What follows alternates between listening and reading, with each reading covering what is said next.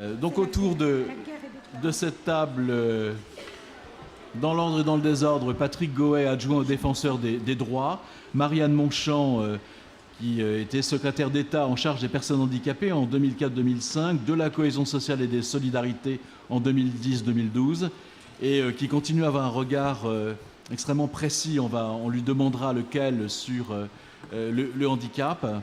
Pascal Parsat, qui est déjà intervenu, qui nous a accompagnés au cours de ces 3 jours, expert culture handicap audience, et Jean-Manuel Cupiec, directeur général adjoint de l'OCIRP, qui nous parlera aussi du rôle des institutions de prévoyance dans le handicap et le handicap mental en particulier. On va commencer par vous, Pascal. Ces 3 jours, vous en tirez quoi? Est-ce qu'on s'est congratulé? Est-ce que c'était du pipeau? Est-ce que c'était un truc pour faire plaisir à tout le monde? Ou est-ce que vous avez senti qu'il y avait du jus de crâne, des propositions et des choses encore à faire? Alors d'abord, dans un premier temps, il me semble important pour tous ceux qui nous écoutent et n'ont pas vu là où nous sommes, c'est de leur dire qu'on est dans une bulle.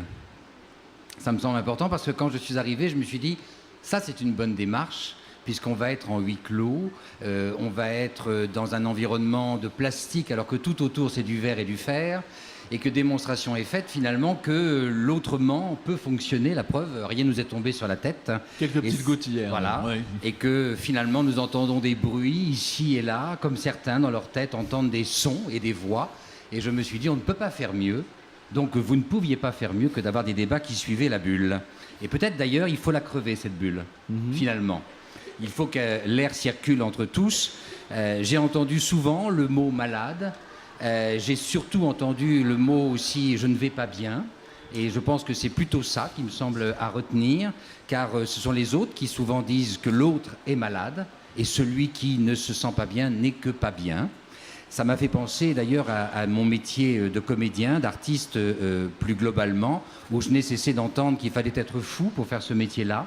C'est peut-être pour ça que les artistes et que vous avez marraines et parrains qui sont du sérail, c'est pas rien. Ça veut peut-être dire aussi que le secteur de la culture, qui est le 4e pilier du développement durable, a grand à faire dans la fragilité mentale et psychique parce que c'est une chose familière chez nous. Et il est évident que ce n'est pas un univers lisse, ce n'est pas un univers facile, c'est un univers où le singulier prend la parole et d'un seul coup accède à l'universel où chacun s'entend parler de lui-même. Et la preuve en est, de ce que j'ai entendu, c'est que beaucoup ont des pratiques artistiques, donc l'art me semble justement un objet très important dans tout ce que j'ai pu entendre sur ces 3 jours. Je précise, comme je l'ai pu dire hier, combien il serait formidable si demain, les structures qui font appel à l'art faisaient aussi appel à des artistes. Voilà, ça m'arrangerait parce qu'il n'y a pas de raison que les personnes qui sont fragiles se contentent ou doivent se contenter de gens qui ont le goût mais pas forcément le savoir-faire. Je ne critique personne, je dis qu'il y a des gens qui savent très bien faire, dont c'est le métier, la passion.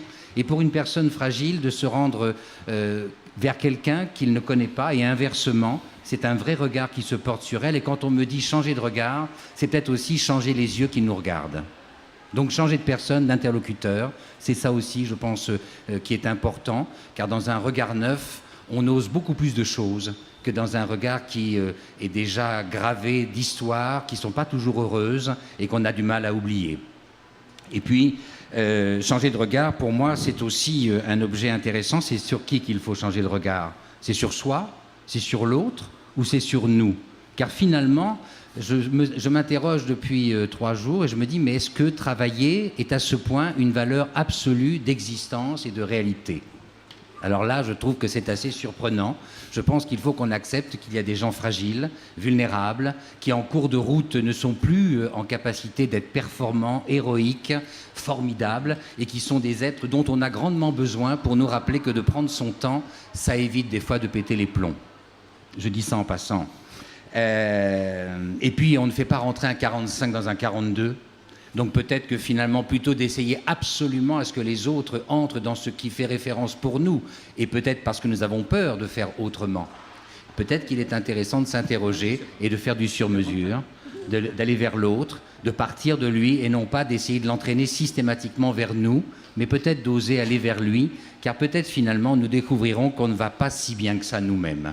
Voilà ce que j'avais à dire sur les 3 jours. Merci, parce qu'on a beaucoup parlé d'accompagnement, et dans accompagnement, il y a la notion de chemin, il y a le fait d'être plusieurs.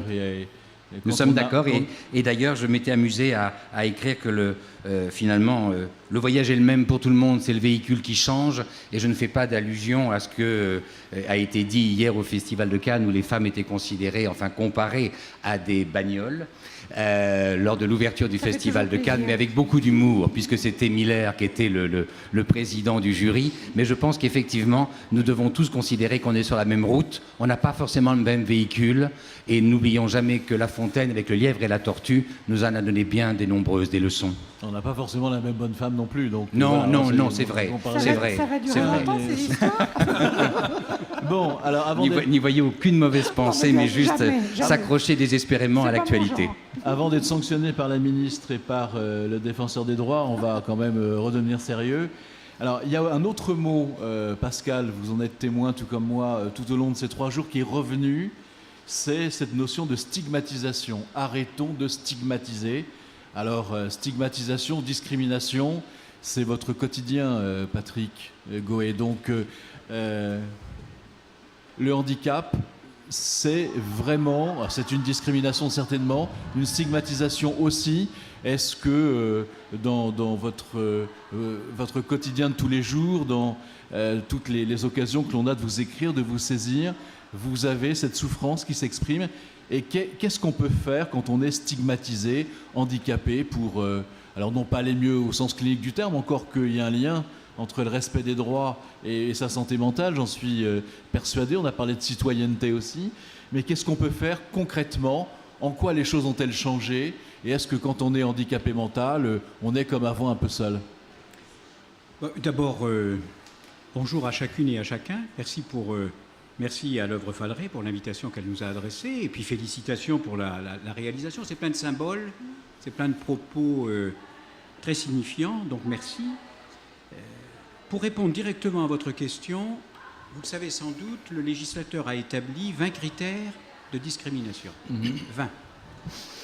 Si vous consultez les rapports des 3 dernières années, la première cause de discrimination, c'est l'origine, pour 25% des saisines qui nous parviennent, mais en deuxième position, c'est le handicap, 21%. Et tout de suite après, vous avez l'état de santé. Et puis tout de suite après, vous avez l'âge. Donc, quand vous ajoutez le handicap, l'état de santé, l'âge, vous avez le tiers des saisines qui nous parviennent.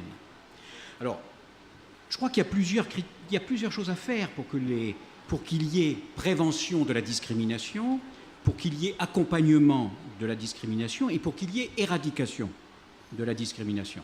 D'abord, il faut qu'il y ait des politiques publiques qui soient en rapport avec le besoin.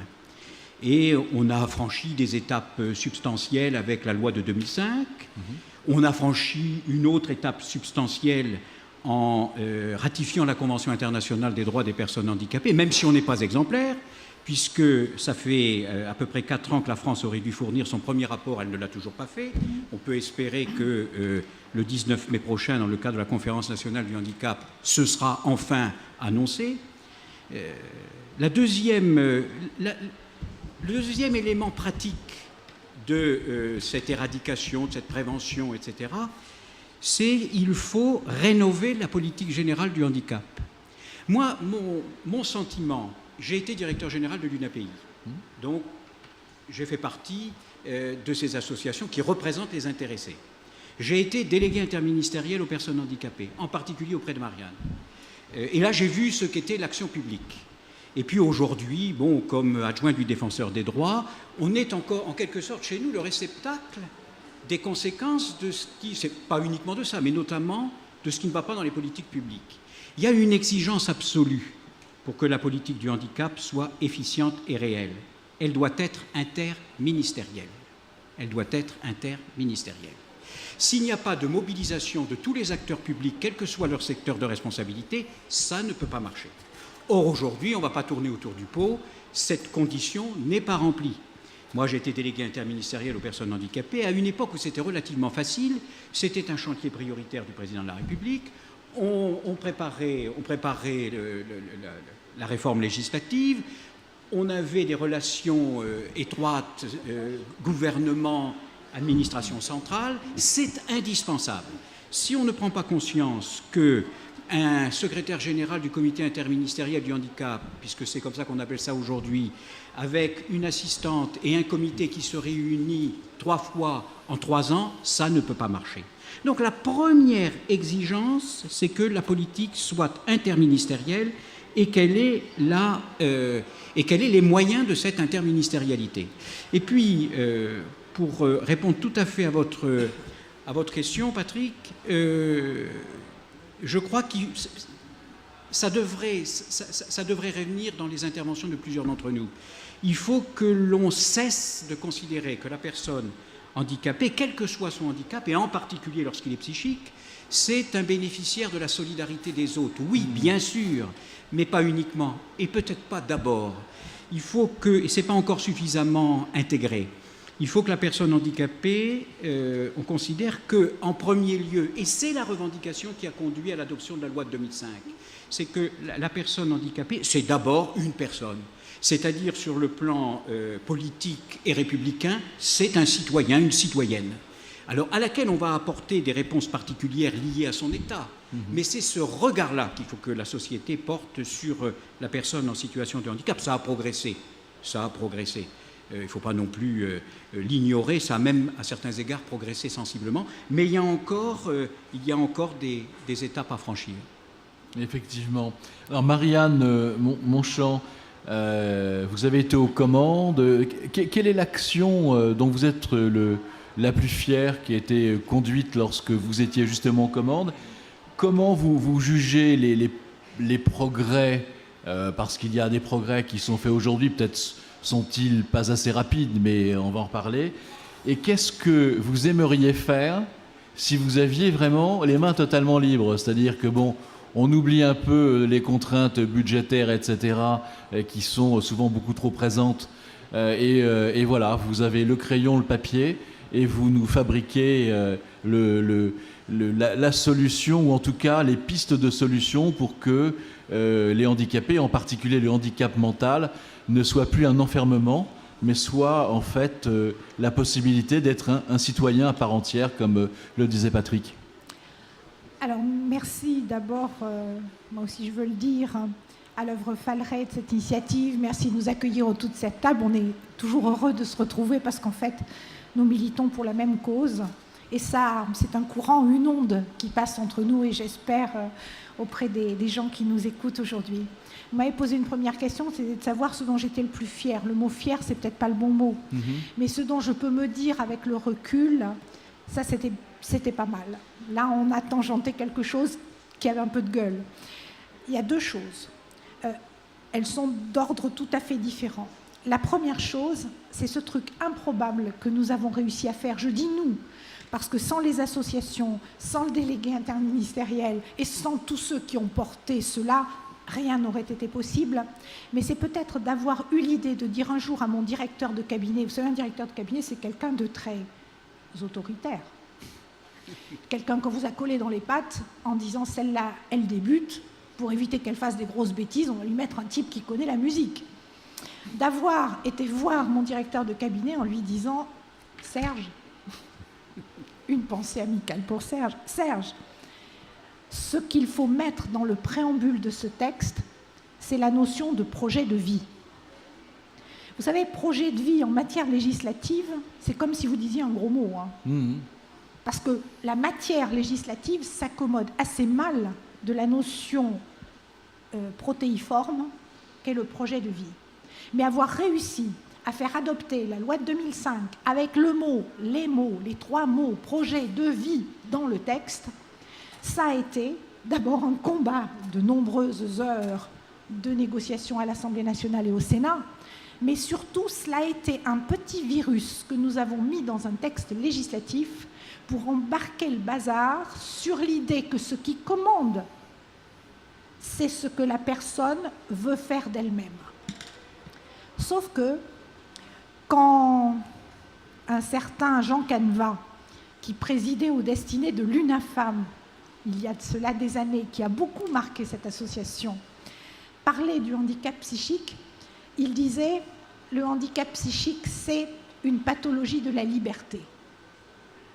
Qu'est-ce donc que le projet de vie de la personne si la personne souffre d'une pathologie de la liberté, c'est-à-dire de sa capacité à exprimer pleinement ses choix?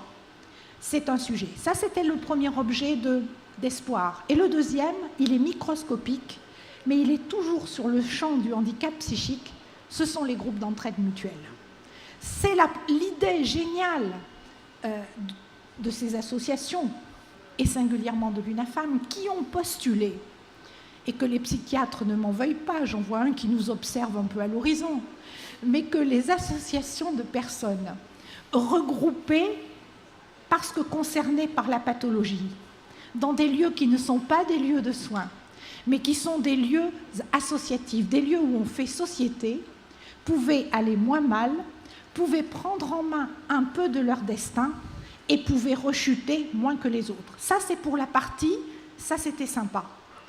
Deux exemples qui, effectivement, m'ont beaucoup marqué. Alors après, vous me dites, si on avait le crayon, compte tenu de ce qui a avancé, compte tenu de ce qui reste à faire, je crois, et je rejoins tout à fait Patrick, c'est qu'aujourd'hui, si vous voulez, ce qu'il faut qu'on arrive à faire comprendre à la sphère politique de manière générale, et à nos compatriotes, évidemment, c'est que la question du handicap ne supporte plus les politiques de la subsidiarité.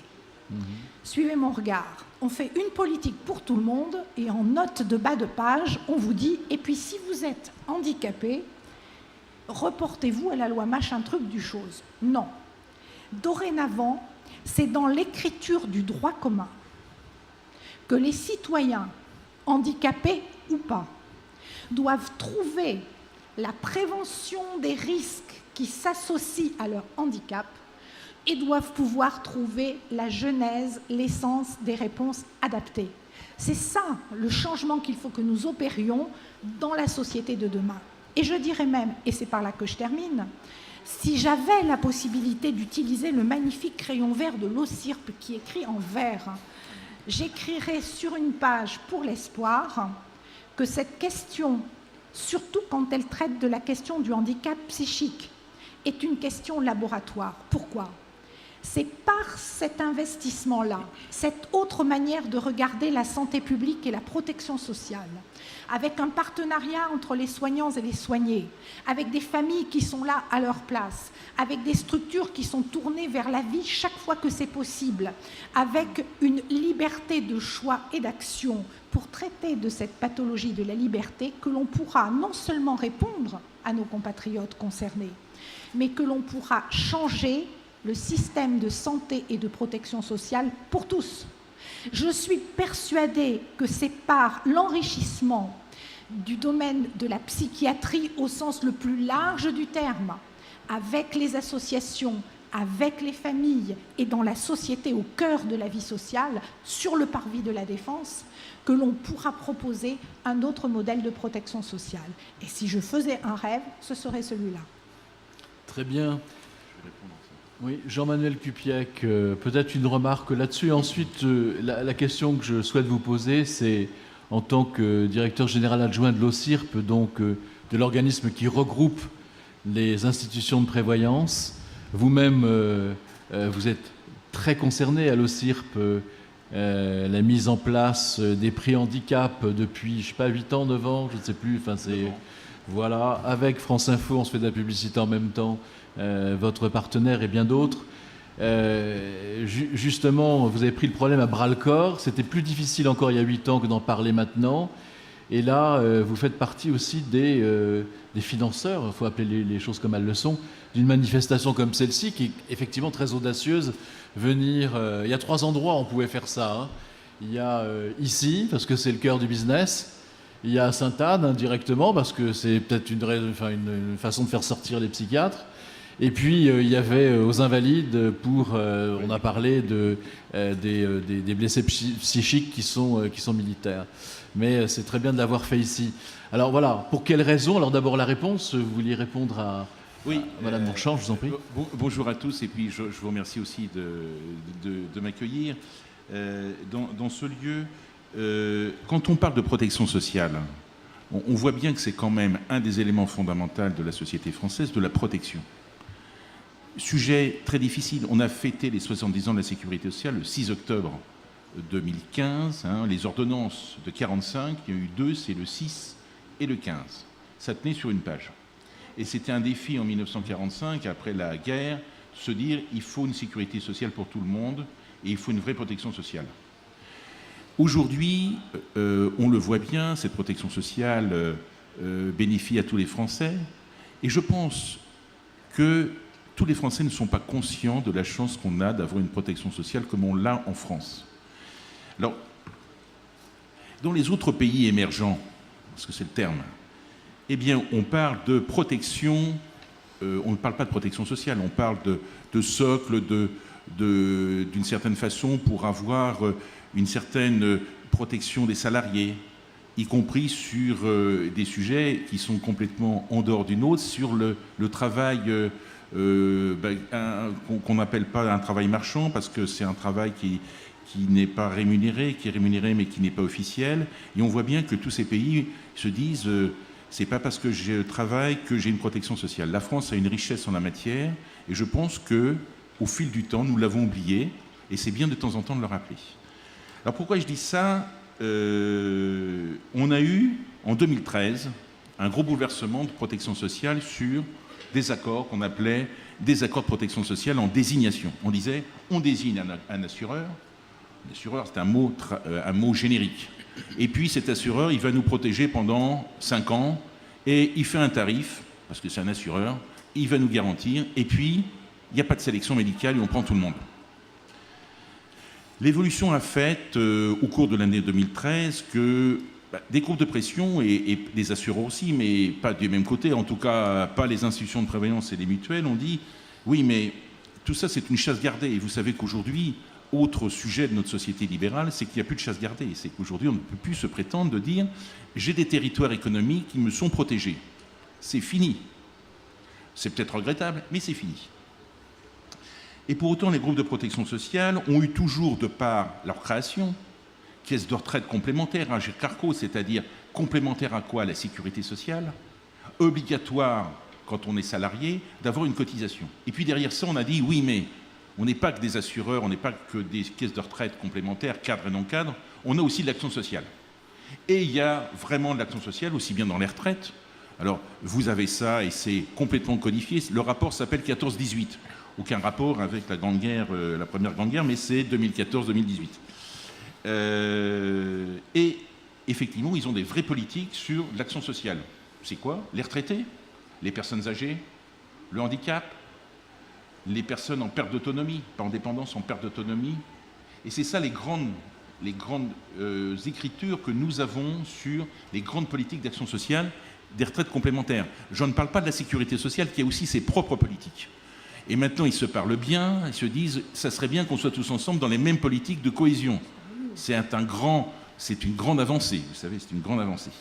Alors, pourquoi je vous ai parlé de 2013? C'est qu'en 2013, on a eu une petite réforme qui s'appelait la loi LSE, vous savez, sur la sécurisation de loi sur la sécurisation de l'emploi, qui s'est traitée juridiquement par une loi qui s'appelle l'ANI, l'accord national interprofessionnel.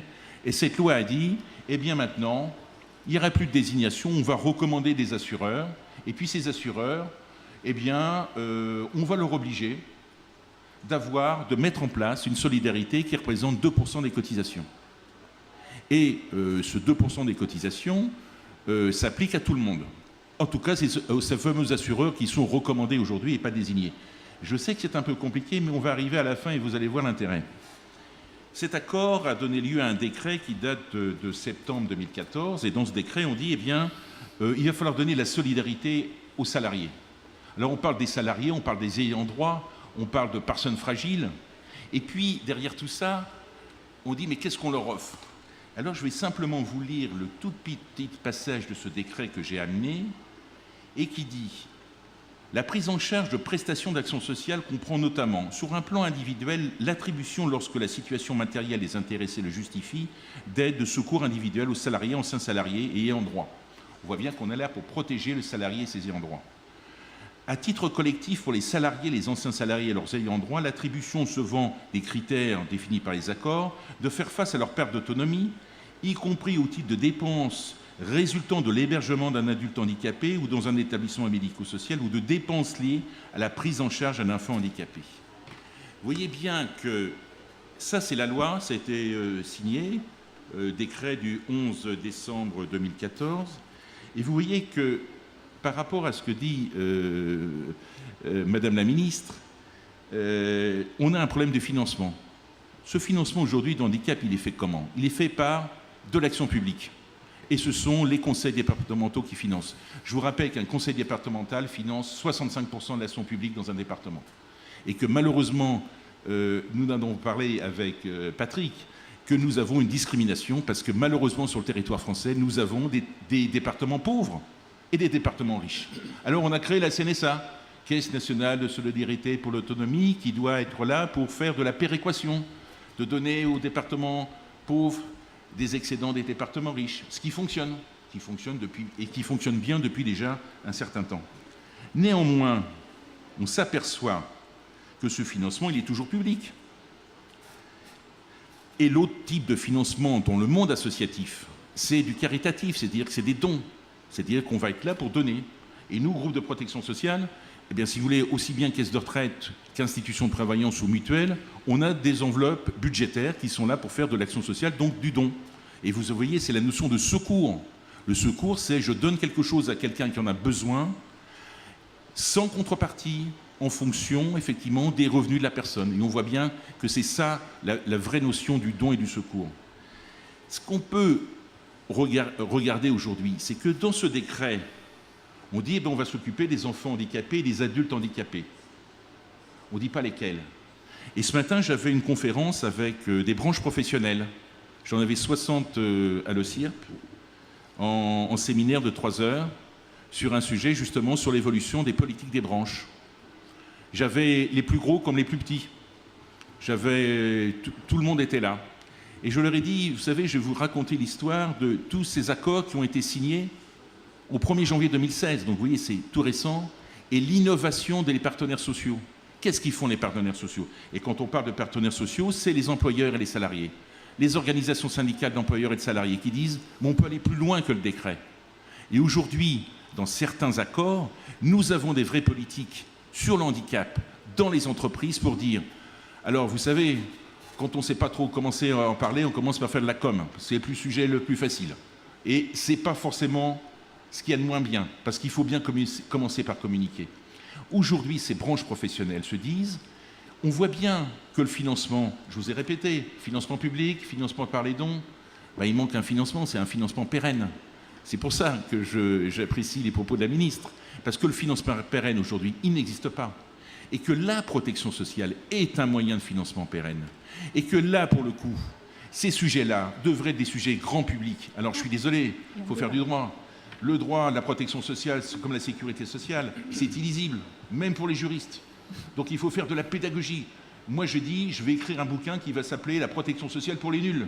Et je pense que j'aurai raison, parce qu'au moins j'expliquerai comment ça fonctionne. La sécurité sociale, elle reste. Mais ça, si vous voulez, c'est un avantage qu'on est en train de voir aujourd'hui. C'est que les partenaires sociaux représentatifs sont en train de se dire le handicap, c'est aussi un vrai sujet. Et c'est un sujet où il va falloir financer. On donne 2% des cotisations, il y en a qui donnent 3%. Dominique Libaud, l'ancien directeur de la sécurité sociale, qui est actuel aujourd'hui, directeur de l'École nationale de sécurité sociale, a dit dans ses rêves les plus fous, eh bien, je voudrais des conventions de sécurité sociale avec 10% d'engagement sur ces sujets-là. Et vous voyez bien qu'aujourd'hui, le vrai sujet, c'est, on sait bien que le financement était quelque chose de compliqué. Un vrai financement pérenne est un financement complexe aujourd'hui. Que le handicap, eh bien, là, une chose qui est vraie, si vous voulez, c'est que les entreprises, quand la loi de 2005 s'est faite, eh bien, les entreprises, elles étaient là, mais le rôle de l'entreprise, c'était quoi? On va faire en sorte, les fameux 6%, de faire que vous ayez l'obligation d'avoir des salariés handicapés en situation de handicap dans votre entreprise. Et puis, avec une réforme qui a été faite, mais globalement, en disant, on va prendre des handicapés, c'est sûr. Alors, pour moi, je dis, il y en a toujours 3 sortes. Vous avez l'handicapé qui est moteur, ça on le voit bien. vous avez l'handicapé psychique qu'on ne voit pas trop dans les entreprises, et c'est le sujet. Et c'est pour ça que c'est bien d'avoir fait ce colloque. Et puis vous avez l'handicapé invisible. Alors celui-là, il est très bien parce que c'est 80%, on ne sait pas. Et donc, comme l'handicapé ne veut pas en parler et que la personne en face ne veut pas en parler non plus, on est tranquille, on sait qu'il est dans la société, mais on ne le voit pas. Et donc tout le monde est content, parce que personne n'a envie de parler. Vous voyez? Alors pas plus le DRH, alors des fois il faut des DRH intelligents. Je considère que j'en connais quelques-uns intelligents, et là, c'est des vraies politiques d'entreprise de dire, eh bien, il faut savoir en parler. Donc, on voit bien que dans l'entreprise, c'est un sujet, mais l'handicap psychique dans l'entreprise, attendez, ça, c'est le sujet qui émerge, et c'est pour ça que c'est intéressant, parce qu'on voit qu'aujourd'hui, le handicap, il est intégré. Pourquoi? Parce qu'on a tous des politiques aujourd'hui, puis on veut tous être labellisés, et puis ça fait partie de l'entreprise. Ça s'appelle comment en France? Ça s'appelle la RSE, la responsabilité sociale des entreprises. Et cette RSE, c'est 3 volets. Un volet écologique, un volet économique, un volet social sur les salariés. Ça, c'est inscrit. Ça fonctionne plus ou moins, des fois, c'est un peu, il y a tout dedans, mais ça fonctionne. Mais le seul volet qui est encore très dur et qui va être difficile, c'est comment j'intègre dans une société, une entreprise, petite ou grande, des salariés qui ont des maladies psychiques, qui sont handicapés mentaux et qui peuvent travailler. On fait comment? Et là, si vous voulez, il va falloir beaucoup, je dirais, de moyens des entreprises pour les mettre. Et moi, j'avais entendu, l'idée ne vient pas de moi, de dire qu'il faudrait des auxiliaires de vie en entreprise pour pouvoir les accompagner, parce que ça serait le vrai sujet. Ça serait le vrai sujet pour les accompagner. D'autant plus, si je peux me permettre, Jean-Manuel, qu'on a découvert tout récemment que le travail pouvait rendre malade psychiquement. Oui. Et que la question du burn-out ou du bore-out se pose dans les firmes, et que de ce fait, l'entreprise doit non seulement, pour des raisons de citoyenneté et de responsabilité sociale, se poser la question de l'emploi de personnes en situation de handicap psychique, mais doit aussi être capable de comprendre comment prévenir les risques de pathologies psychiques liées à des modes de fonctionnement qui sont fragilisants pour des personnes qui, en effet, se trouvent surexposées. Et moi, je faisais partie de ceux, alors que ce n'est pas tout à fait ma famille politique, qui soutenaient Benoît Hamon dans cette thèse qui était de faire reconnaître ces sujets comme relevant effectivement des pathologies professionnelles, parce que le risque accident du travail, maladie professionnelle étant plutôt excédentaire, je ne vois pas pourquoi on n'aurait pas eu le courage collectif d'assumer la conséquence de cette situation. Je suis complètement d'accord.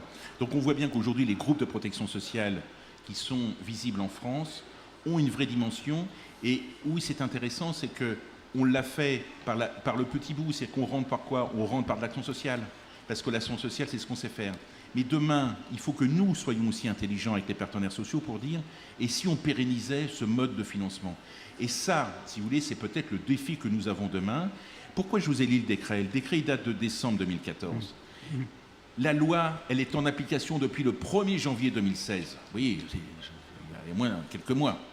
Ce sujet-là va évoluer dans le temps. Et demain, si on veut défendre des branches professionnelles, des salariés de branches, des entreprises, des branches et des entreprises, c'est de dire, et si j'étais innovant sur certains sujets?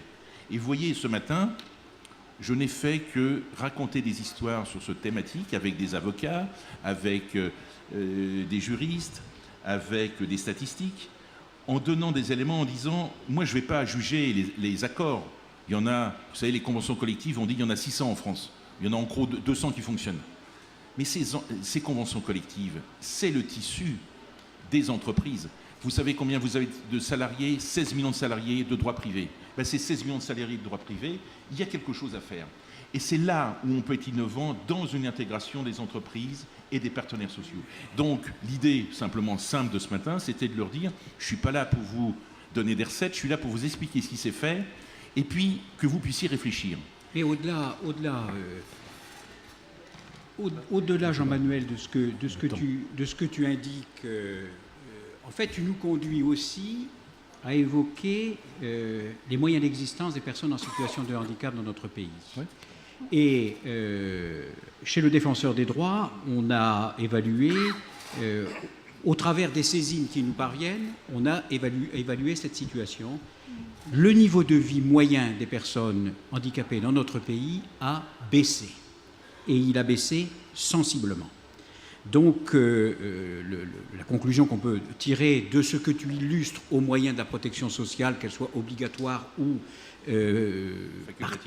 facultative, c'est qu'effectivement, on a un vrai sujet sur le niveau de vie des citoyens handicapés dans notre pays.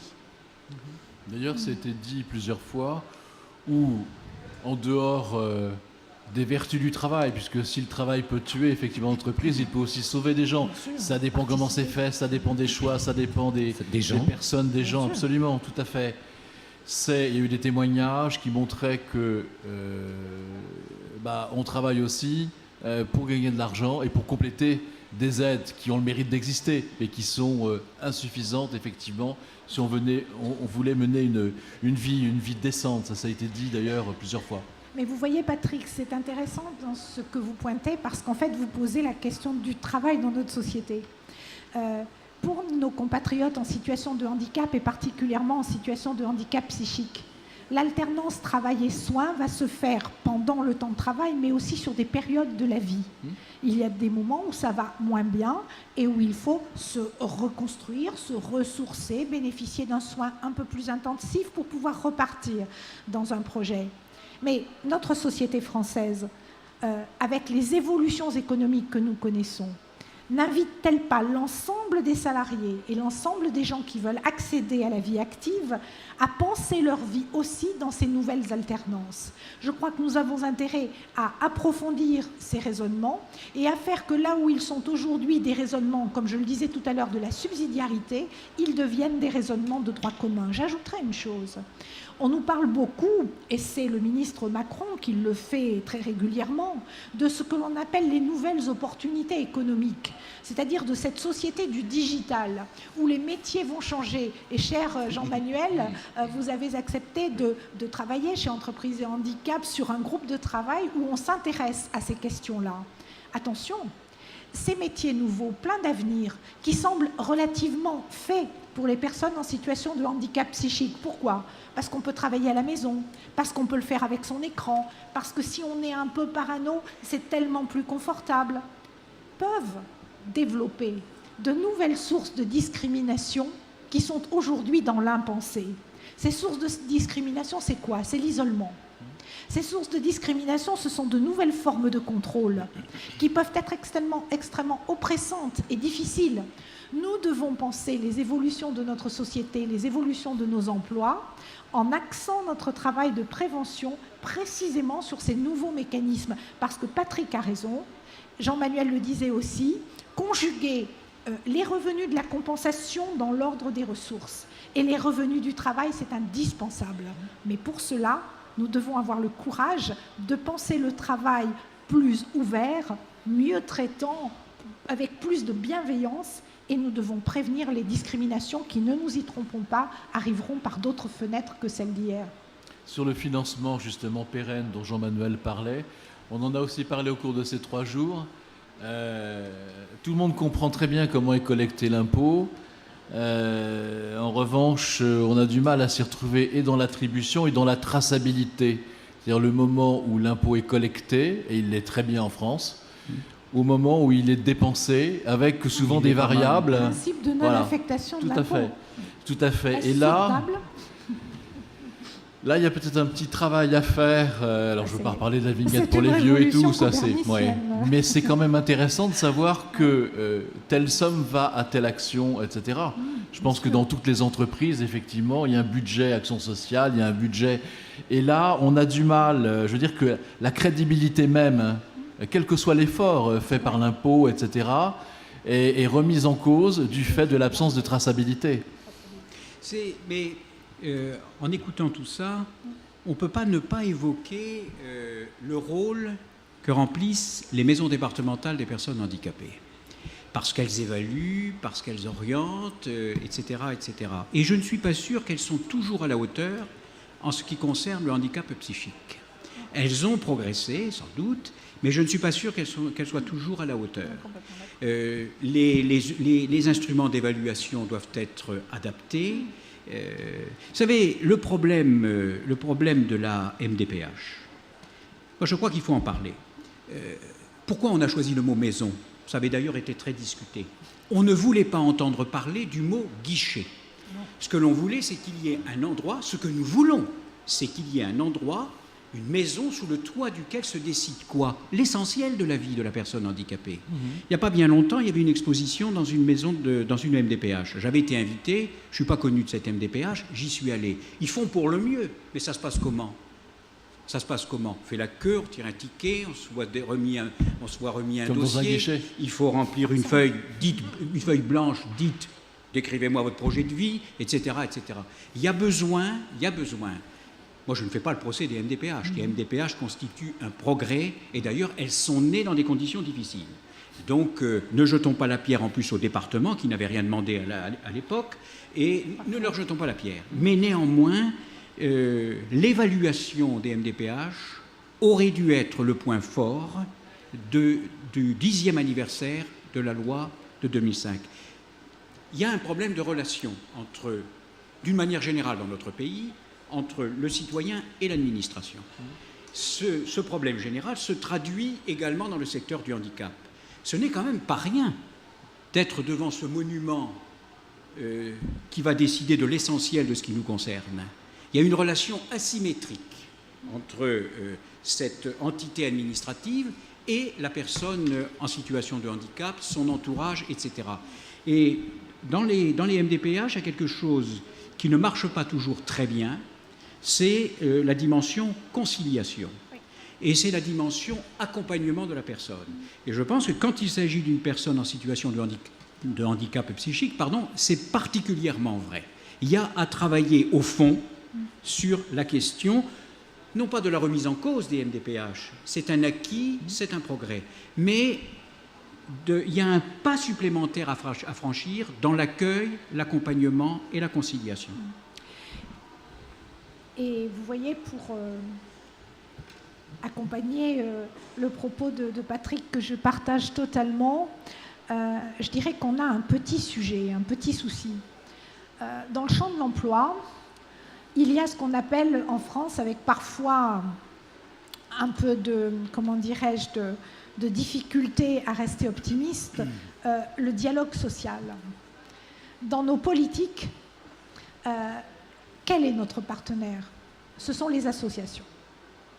Ce sont elles qui donnent aux administrations et à la puissance publique la capacité de comprendre au fond ce que nos compatriotes veulent et ce dont ils ont besoin. Comment se fait-il que sur la question de l'emploi, les organisations syndicales dans ce pays soient tellement loin de ce sujet? Mais où sont-elles, ces organisations syndicales? Alors bien sûr, il y a de grands experts. Quand je vois que Anne Balthazar, aujourd'hui, de FO, préside aux destinées de l'AGFIP, je me réjouis, c'est une fille bien, elle est bilingue, ok. Mais si on pousse le bouchon un peu plus loin, ils sont où? Il m'est arrivé de faire un certain nombre de manifestations où autour de la table, je mettais des représentants des entreprises, les institutionnels de l'emploi, des représentants des associations et des organisations syndicales. Au niveau associatif, j'avais les présidents d'associations qui venaient. Au niveau syndical, j'avais des délégués syndicaux, des gens très bien, mais des délégués syndicaux d'entreprises qui n'avaient évidemment pas la puissance de feu et la puissance politique de leurs interlocuteurs associatifs. Je crois qu'il faut que la puissance publique s'arrache un peu de son mimétisme rétrograde pour penser un dialogue social.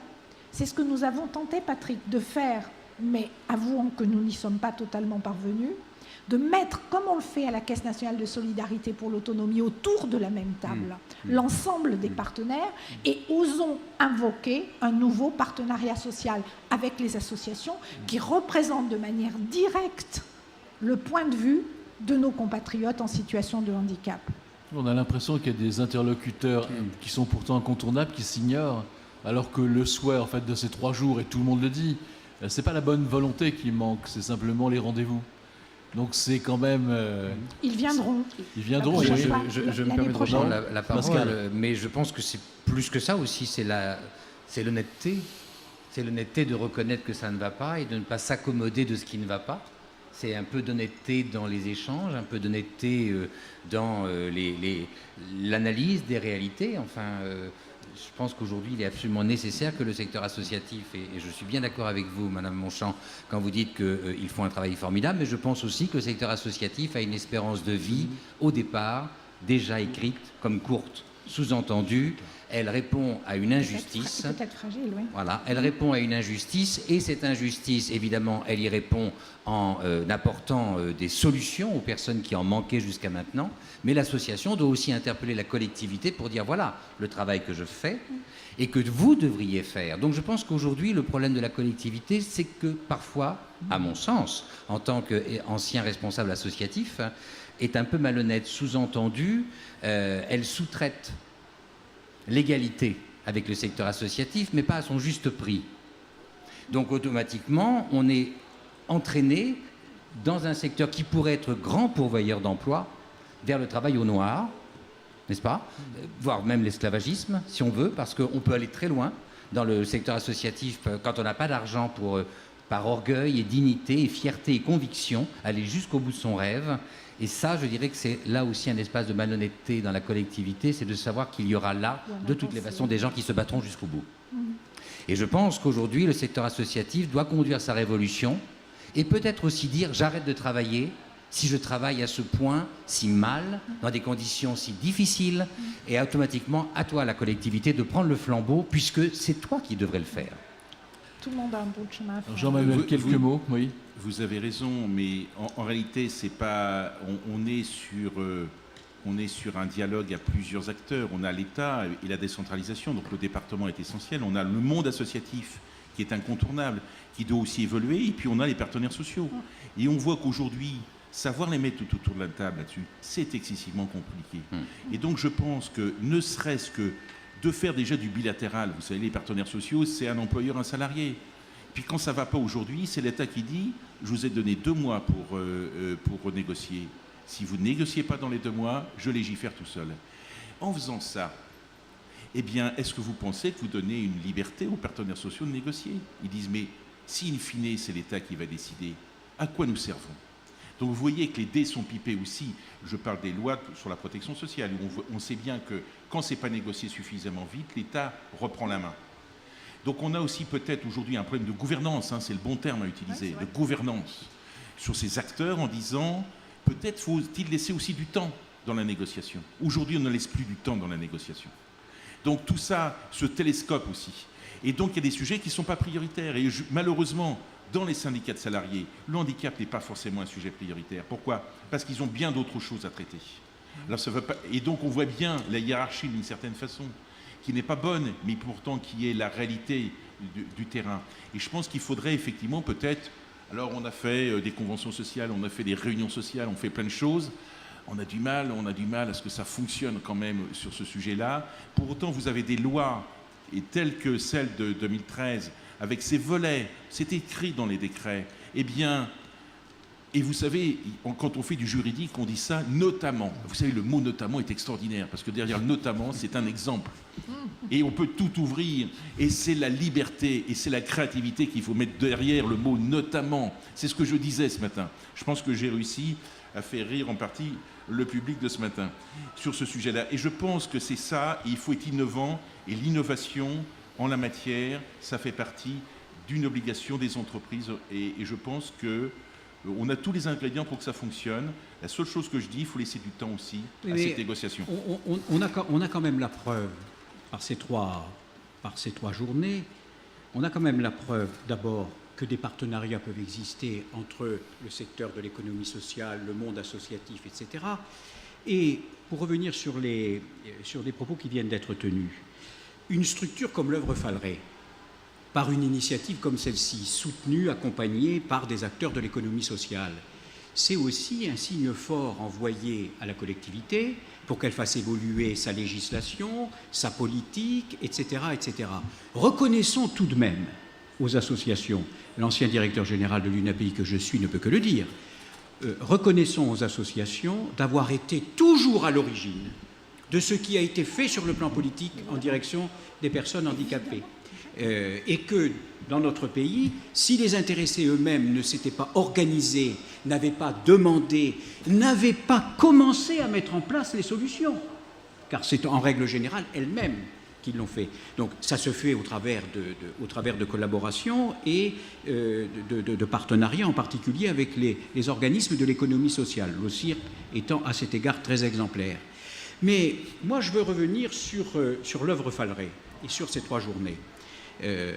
Si on prend l'œuvre Falleret en tant que telle, c'est important de le dire, parce que l'œuvre Falleret, c'est une association respectable.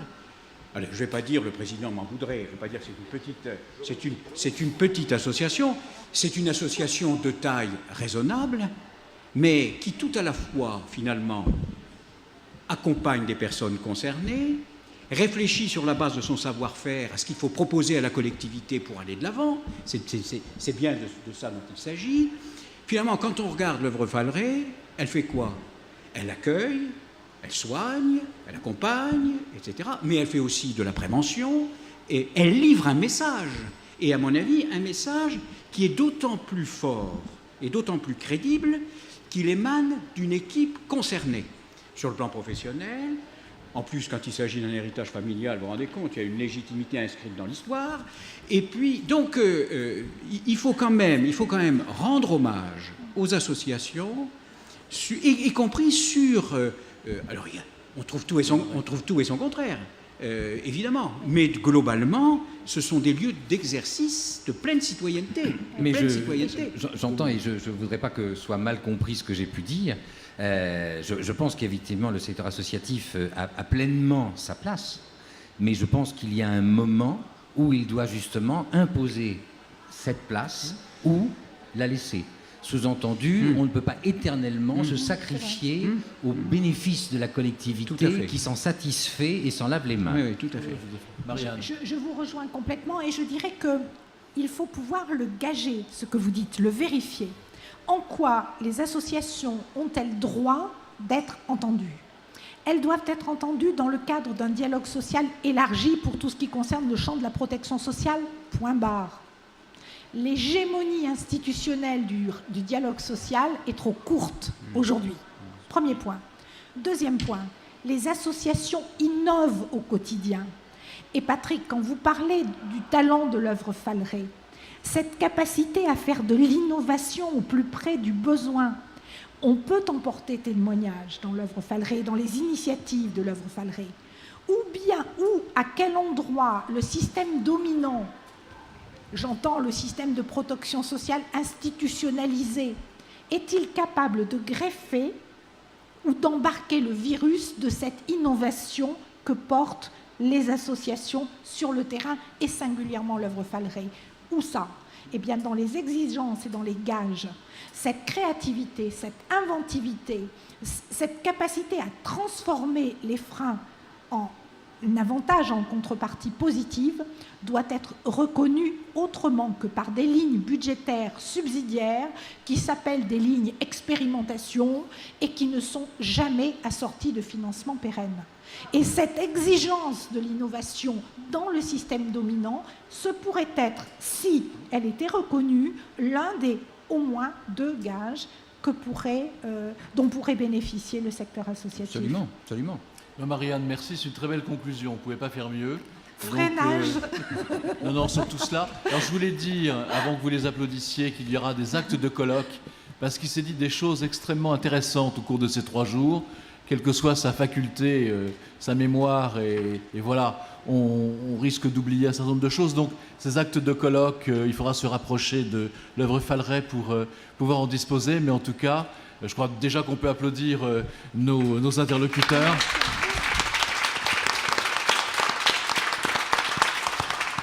Je remercie encore une fois Falleret pour cette initiative. Quand même, il fallait un peu de culot pour le faire et c'était pas gagné, n'est-ce pas, hein? Tous ceux qui ont bossé là-dessus et tous ceux qui nous ont permis de fabriquer cette extraordinaire bulle, une bulle dans une bulle d'une bulle, etc., là où elle est.